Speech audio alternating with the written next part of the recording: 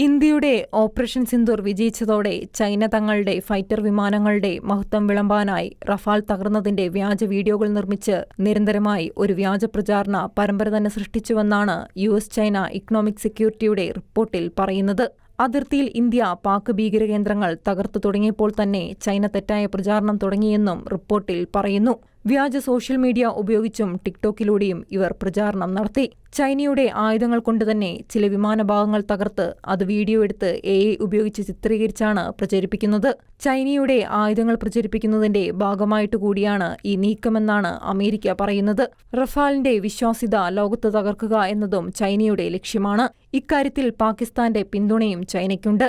Rafale നിർമ്മാതാക്കളായ France ഇക്കാര്യത്തിൽ സമഗ്രമായ അന്വേഷണം നടത്തിയാണ് ചൈനയുടെ കള്ളക്കളി വെളിച്ചത്തു കൊണ്ടുവന്നത്. ഇത് പാകിസ്ഥാനിൽ നിന്ന് ഉയർന്നു വന്നതാണെന്നും അത് പൊലിപ്പിച്ചെടുത്തത് ചൈനയാണെന്നും ഫ്രാൻസ് ആരോപിക്കുന്നു.